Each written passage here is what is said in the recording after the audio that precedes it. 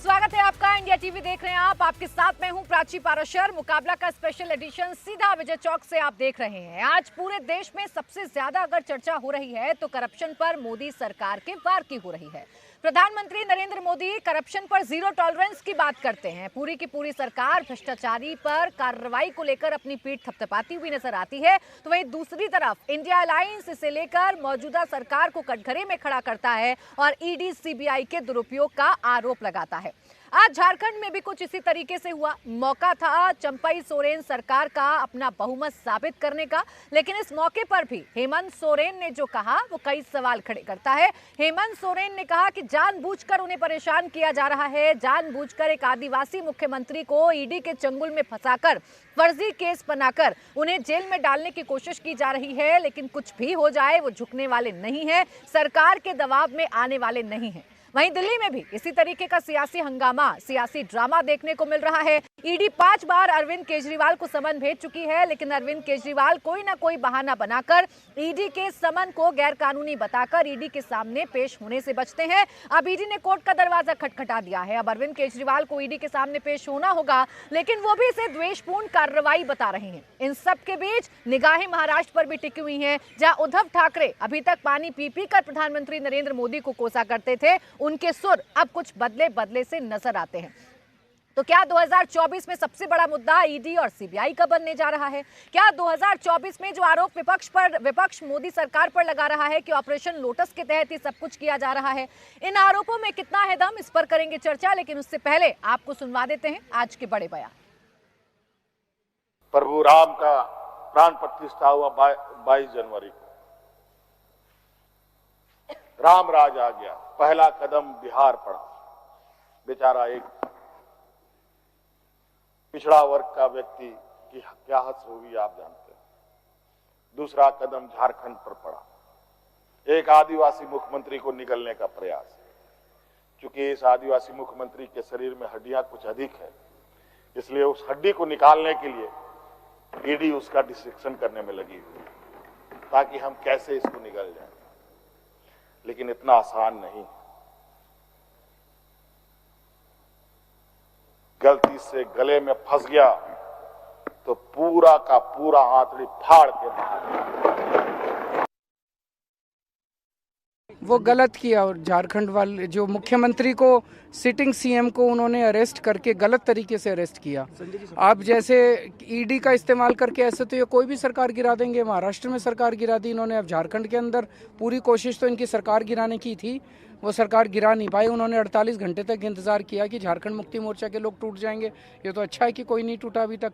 तो ये जो चल रहा है देश के अंदर, डिक्टेटरशिप चल रही है, ईडी का इस्तेमाल करके चारों तरफ सरकारों को गिराया जा रहा है, गलत तरीके से जनतंत्र खत्म किया जा रहा है, ये देश के लिए सही नहीं है।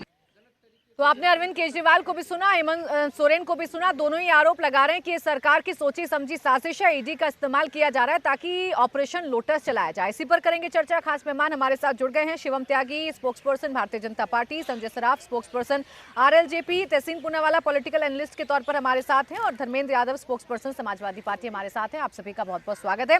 मैं शिवम त्यागी जी, आज तो आप ही से शुरुआत करूंगी। दोनों ही नेता आप पर तानाशाही रवैया अपनाने का आरोप लगा रहे हैं और ईडी सीबीआई के बहाने फर्जी केसेस को लगाकर आप पूरे देश में ऑपरेशन लोटस चलाना चाह रहे हैं। ये गंभीर आरोप आप लोगों पर। देखिए, सबसे पहले मैं एक चीज कहना चाहता हूं कि मैं अभी जस्ट ये लिस्ट ही देख रहा था, हेमंत सोरेन जी का घोटालों का मामला। इतना लंबी चिट्ठी बनाई है कि मैं एक बार को पढ़ने में कंफ्यूज हो गया, लेकिन शॉर्ट में दर्शकों को इतना तो समझ आना मुश्किल है। मैं सीधा कर देता हूं। 2022 में पंकज मिश्रा नाम का एक व्यक्ति गिरफ्तार किया गया। गिरफ्तार जब उसको किया गया तो उसको तमाम जगह पर जो है पाया गया कि उसने काफी सारे घोटाले करिए, जमीन के हेरफेर में काफी जगहों पर रहा, और काफी कुछ करने के बाद जब उसके घर में सर्च हुई तो सर्च में पता चला कि एक सीलबंद लिफाफे में हेमंत सोरेन के द्वारा साइन किए हुए चेक और उसकी पासबुक मिली। ईडी ने उस विषय में चार्जशीट लगाई है। चार्जशीट में हेमंत सोरेन को दिखाया गया है कि 1000 करोड़ से ज्यादा के घोटाले में वो पूरे तरीके से संलिप्त हैं, क्योंकि वो पंकज मिश्रा जो हैं वो उनके करीबी हैं। इसके अलावा अगर मैं और बात करूं तो अभी तक इस मामले में 14 से ज्यादा लोग जो है गिरफ्तार हो चुके हैं। अगर मैं इसके अलावा और जगह बात करूं तो इसमें अभी तक प्रेम प्रकाश एक व्यक्ति हैं, उनको भी 2022 में गिरफ्तार किया गया। उसने भी किस तरीके से जमीन के घोटाले में काम किया। अब सीधा विषय है इतने सारे सबूत आपके खिलाफ हैं, लेकिन आपका वही एक स्टैंडर्ड डायलॉग, हमें सताया जा रहा है, हमें मारा जा रहा है, हम गरीब हैं, हम पिछड़े हैं। मैं सिर्फ एक ही चीज कहना चाहता हूं, घोटालेबाज की कोई जात नहीं, कोई धर्म नहीं। घोटालेबाज अगर घोटालेबाज है तो घोटालेबाज है, और हेमंत सोरेन जी अगर किसी का हक खा रहे हैं तो वो पिछड़े दलितों गरीबों का ही हक खा रहे हैं। एक मुख्यमंत्री अगर ऑफिस ऑफ प्रॉफिट के मामले में इस तरीके से आ जाए तो ये अपने आप में बहुत ही दुख की बात है। और मैं एक और चीज और कहना चाहता हूं, मैं केजरीवाल पर आना चाहता हूं। केजरीवाल जी एक ऐसे व्यक्ति हैं जो दिन रात सुबह से शाम तक मैं ईमानदार, मैं ईमानदार, मैं ईमानदार, कट्टर ईमानदार। मनीष सिसोदिया की बेल रिजेक्शन अब तक 9 बार हो चुकी है। 9 बार किसी व्यक्ति की बेल रिजेक्ट हो जाना। और अब आते हैं उनके समन्स पर। पीएमएलए में एक एक्ट है section 50 sub clause 3 self says कि आपको अगर ईडी समन करता है तो उसके तहत आप बाध्य हैं कि आपको उनके सामने पेश जो होना अरविंद ही केजरीवाल पड़ेगा, तो ये जो कह नहीं कर रहे हैं, अरविंद केजरीवाल तो ये कह रहे हैं कि आज वो आपकी पार्टी में शामिल हो जाए, मनीष सिसोदिया आज आपकी पार्टी में शामिल हो जाए, आप सारे जितने भी आरोप हैं सबको रिमूव करवा अरविंद देंगे। केजरीवाल जी ने ये कहा कि आज वो अगर हमारी पार्टी में आ जाए, उनको ऑफर मिला है तो वो आज ही सारे चार्जेस ड्रॉप हो जाएंगे। सबसे पहली बात तो ये ऑफर कहां से मिला है? कबूतर के गले में चिट्ठी बांध के गई है, किसी ने फोन किया है, किसी ने तार दिया है, किसी ने वर्बली बोला है, उसका जवाब दें। उनके शीश महल में कोई घुस नहीं सकता, फोटो ले नहीं सकता, उनसे मिल नहीं सकता। और जहां तक बात आने की है, पंडित दीनदयाल उपाध्याय मार्ग पर 1 किलोमीटर दंडवत लेट के भी अगर भारतीय जनता पार्टी ऑफिस के सामने अरविंद केजरीवाल पहुंचेंगे तो पार्टी में कोई नहीं लेगा। चलिए, अब तो धर्मेंद्र कौन लेकर यादव जोखिम लेगा इतने बड़े घोटालेबाजों का? धर्मेंद्र यादव जी, अब इस बात का जवाब तो पूरे विपक्ष को देना होगा ना। ईडी ईडी ईडी, आप लोगों ने ये मुद्दा तो बना दिया है, लेकिन ईडी जब कार्रवाई कर रही है उसके पास सबूत है, इसे तो नहीं झुटलाया जा सकता ना। आप प्राची जी, शिवम भाई कबूतर की बात कर रहे थे, तो हिंदू धर्म में एक मान्यता है, आपके दाईं तरफ कौवा स्नान कर रहे हैं। अगर कौवा स्नान करते हैं, सुन लीजिए, अब सुन लीजिए, अब सुन लीजिए, नहीं, आपके दाईं तरफ कौन है? अरे सुनिए, पहले सुनिए, उधर भी देख लीजिए, उधर देख लीजिए, अरे उधर देखिए पहले भाई, अब आप बोलने दो ना, गलत बात है, बोलने दो ना, नहीं, अरे बोलने दो भाई, अच्छा, बोलने दो, पहले बोलने दो। हाँ बोलिए बोलिए। उधर आप देख सकते हैं कौवा स्नान कर रहे हैं, इससे क्या होता है? विदाई होता है। अब मोदी सरकार की विदाई तय है, ये बात है। दूसरी बात जो आप ईडी की कह रही है, मैंने आपको बोलने दिया भाई साहब, बोलने दो। अब आप जिस ईडी की बात कर रही हैं, इस ईडी का कन्वेक्शन रेट 0.48% है, मतलब 0.48% कन्वेक्शन रेट के साथ जो भी एजेंसी काम करती है वो दुनिया की सबसे फेल एजेंसी है। दूसरी बात, भारतीय जनता पार्टी के जो नेता बता रहे हैं, मेरे पास भी घोटालों की लिस्ट है। येदियुरप्पा के खिलाफ 40,000 करोड़ का घोटाले का आरोप लगा, सीबीआई जांच हो रही थी। जब भारतीय जनता पार्टी में आए, वॉशिंग मशीन तो आई है, उसमें निरमा भी बदल के आ रहा। भाई कौन से निरमा में धोते हैं, बिल्कुल साफ सुथरा हो जाते हैं। नारायण राणे को कौन नहीं जानता है?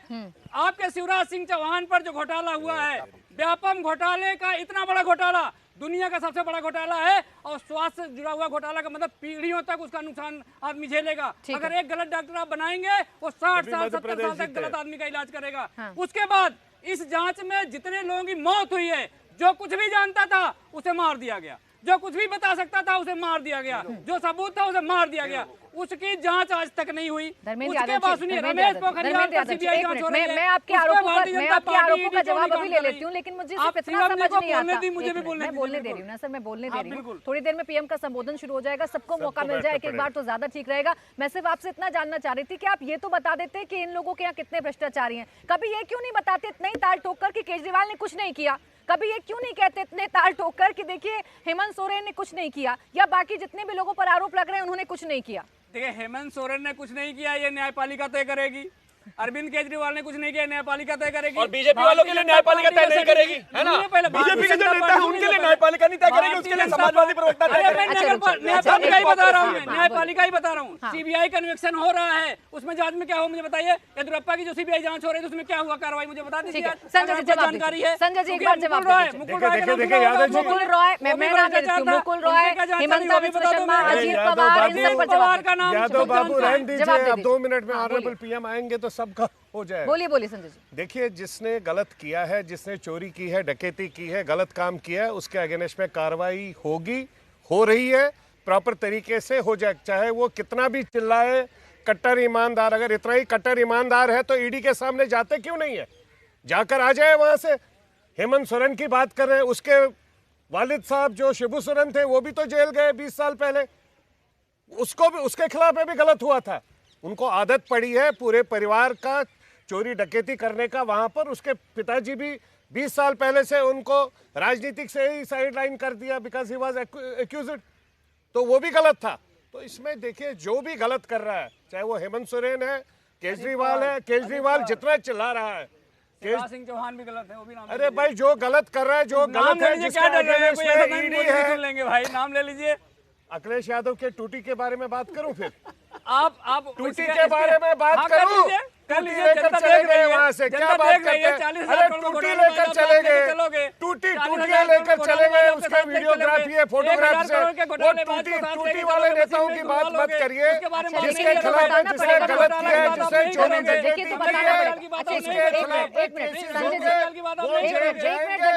लेकिन जो आरोप ये लगा रहे हैं, एक मिनट रुकिए ना, जो आरोप ये लगा रहे हैं, जो मुकुल रॉय की बात करते हैं, हिमंता की बात करते हैं, व्यापम घोटाले की बात करते हैं, इन्हें भी तो नहीं नकार सकते ना संजय जी आप लोग। देखिए अगर किसी के खिलाफ में केसेस चल रहे हैं, ये लोग शरद नाम पवार लेने की हिम्मत तो है नहीं, आप ही बोलिए। देश पूरा सुना, एक बार नाम ले लीजिए। अरे देश पूरा सुन रहा है ना, आपको भी। हाँ। जिसके खिलाफ में अगर कोई कार्रवाई चल रही है, हम लोग कहीं पर भी उसमें बीच में नहीं घुस रहे हैं। अगर कार्रवाई वो प्रॉपर तरीके से कार्रवाई चल रही है, कौन उसमें ये घुस तो रहा है? बताना है ना, चल कहाँ रही है नहीं, ये अगर बताना कहीं पर प्रॉपर एफआईआर है तो ये एफआईआर लेकर तो दिखाए। आप ही लोग हम नाम लोग लिया चैनल्स करते में थे ना। चिल्लाते हैं, चैनल में मोदी जी इनके बोले खिलाफ झूठ है बोल तो रहे थे, मोदी जी झूठ बोल रहे थे कि अजीत पवार पर बस इतना एक घोटाला मिनट। है अच्छा, कि तहसीन चक्की जी। पिसवा दूंगा। अच्छा, आप रुक अब जाइए। उसी चक्की का आटा धर्मेंद्र खा के जी, अभी मोटे हो रहे, मोदी जी धर्मेंद्र मोटे हो जी रहे। बताइए। अब नहीं, तहसीन हम तो पुनेवाला मोटे जी, पहले से अब ही है ईडी भाई, सीबीआई मोटे क्या आप इस हो वजह जाइए, से अखिलेश काम ना बाबू को करे मोटा कर क्योंकि लीजिए, विपक्ष के नेता इलेक्शन हैं। में दौड़ना पड़ेगा ए, उनको। संजय जी, क्योंकि विपक्ष के नेता हैं इसीलिए ईडी को काम नहीं करना चाहिए, इसीलिए ईडी को ना केजरीवाल से पूछना चाहिए, ना हेमंत सोरेन से पूछना चाहिए, ना बाकी किसी विपक्षी नेता से बातचीत करनी चाहिए।